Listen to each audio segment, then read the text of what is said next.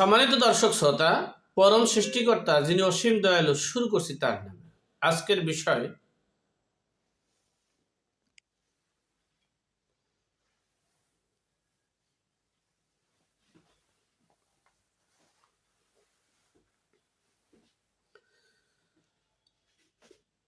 সম্মানিত দর্শক শ্রোতা, পরম সৃষ্টিকর্তা যিনি অসীম দয়ালু, শুরু করছি তার নামে।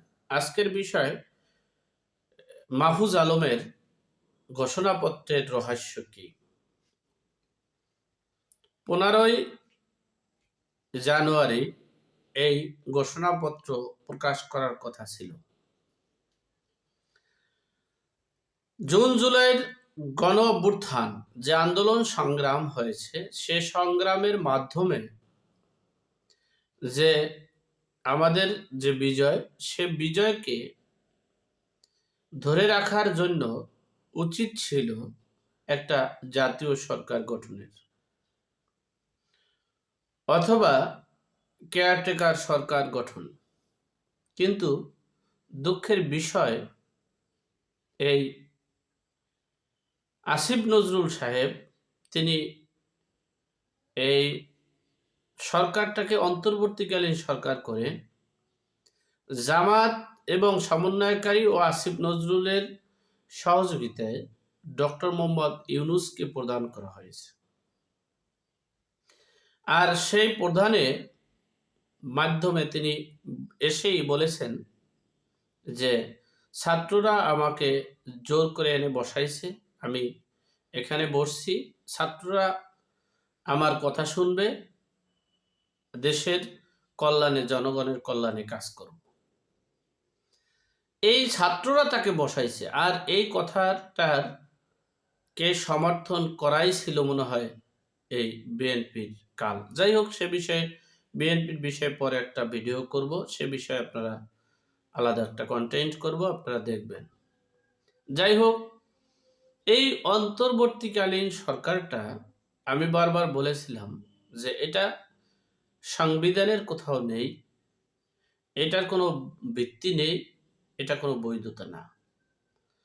হ্যাঁ, যদি এটাকে বৈধ করা যায়, তাহলে জুন জুলাইয়ের আন্দোলনের একটা ঘোষণাপত্র যদি থাকে, তাহলে সেটাকে বৈধ করা যায়। সেই ঘোষণাপত্র হলো একটা, আর একটা হলো যে দেশের সংবিধান পরিবর্তন করা, দেশের নাম পরিবর্তন করা, দেশের মুক্তিযোদ্ধাকে পরিবর্তন করা, এটা ভিন্ন বিষয়। যাই হোক, মাহফুজ আলম সাহেব সেই কথাগুলোকে জরিপ করে 5 মাস পর, কেন সেটা 5 মাস পর আসবে, এই ঘোষণাপত্রটা তো প্রাথমিক পর্যায়ে 5ই আগস্ট এটা শহীদ মিনারে ঘোষণা করা হবে, অথবা 6ই আগস্ট প্রাথমিক, বা তখন বলা হবে যে আমাদের যে আন্দোলন সংগ্রামের যে বিজয়, এই বিজয়ের যে একটা ঘোষণাপত্র, সেটা আমরা পরবর্তীতে কিছুদিনের ভিতরে প্রকাশ করব। কিন্তু সেটা 5 মাস পর কেন? তাহলে 5 মাস যে তারা ছিল, সে অবৈধ, দখলবাজি, নৈরাজ্যকারী হিসেবে, নাকি সংবিধান হিসেবে? আবার যে সংবিধান লঙ্ঘন করছে, সেই সংবিধানের শপথ পরেই তিনি এই উপদেষ্টা পরিষদ হয়েছেন। যাই হোক, এই মাহফুজ আলম হচ্ছেন, আন্তর্জাতিকভাবে তাকে পরিচয় করে দেওয়া হয়েছে, তিনি হলেন মাস্টার মাইন্ড। সেই মাস্টার মাইন্ডটি এখন একটা ঘোষণাপত্র লিখেছেন, সেই ঘোষণাপত্রটাই পাস করতে চান। সেই ঘোষণাপত্রে আছে সংবিধানের মূল ভিত্তি যেটা, সেটা নেই। গণতন্ত্র নেই, সমাজতন্ত্র নেই, জাতীয়তাবাদী নেই, ধর্মনিরপেক্ষতা নেই।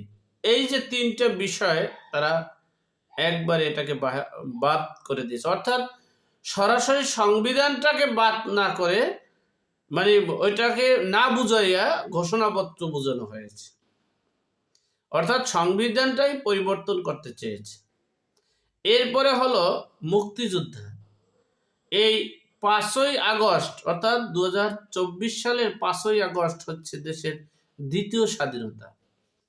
স্বাধীনতা শব্দের অর্থটা কি এইটা যদি আমরা বুঝতাম, তাহলে এই কথাটা আসার কোনো সম্ভাবনাই ছিল না। বিপ্লব, গণ অভ্যুত্থান একটা ভিন্ন বিষয়। সিপাহী যুদ্ধ হয়েছে 1975 সালের 7ই নভেম্বর। সেই সিপাহী যুদ্ধটার দিবসটা পর্যন্ত তারা পালন করতে পারে নাই, বলতে পারে নাই, করতে পারে নাই বিএনপি, জিয়াউর রহমান। আর সেই এরপরে হলো 1991 সালে এই স্বৈরাচার এরশাদের 90তে স্বৈরাচার এরশাদের যে পতন হয়েছে, সেই বিপ্লব, সেটা পর্যন্ত, সেই বিপ্লব দিবস, নূর হোসেন দিবসটা পর্যন্ত এখন পর্যন্ত জাতীয়করণ করতে পারেনি। এরপরে 96তে একতরফা নির্বাচনের প্রধানমন্ত্রী ঘোষণা করলেন, সেইটা পর্যন্ত রাখতে পারলেন না। 2001 সালে পারলেন না।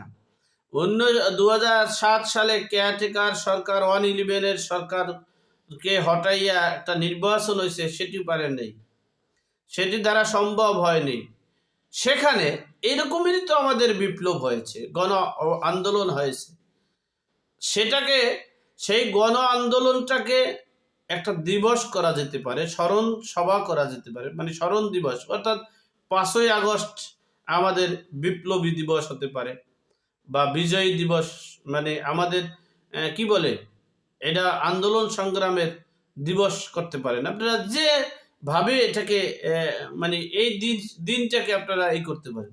তাই বলে এই না যে আপনারা সংবিধান ছুঁড়ে ফেলবেন, মুক্তিযোদ্ধাকে অস্বীকার করবেন, স্বাধীনতাকে অস্বীকার করবেন, দেশের গণতন্ত্রকে অস্বীকার করবেন। এইটার নাম, এটা হতে পারে না। এই ঘোষণাপত্রের নামে দেশের সংবিধান পরিবর্তন করবেন, দেশের নাম পরিবর্তন করবেন, দেশের ইতিহাস পরিবর্তন করবেন, দেশের মুক্তিযোদ্ধার চেতনা পরিবর্তন করবেন, এটা হতে পারে না। সেই সিদ্ধান্ত নিয়েছেন মাহফুজ আলম। আর এই সকল সিদ্ধান্ত বা সকল কার্যক্রমের দায়ভার বিএনপির। বিএনপি মাঠে কিন্তু একটা কথা বলে, নির্বাচন চায়, আবার জিজ্ঞেস করলে বলে এটা আমাদের কৌশল, রাজনৈতিক কৌশল। অনেকে বিশ্লেষণ করে রাজনৈতিক কৌশলটা কি, এটা নিয়ে আমি একটা ভিডিও করেছি, কি কৌশল আপনারা জানতে পারবেন।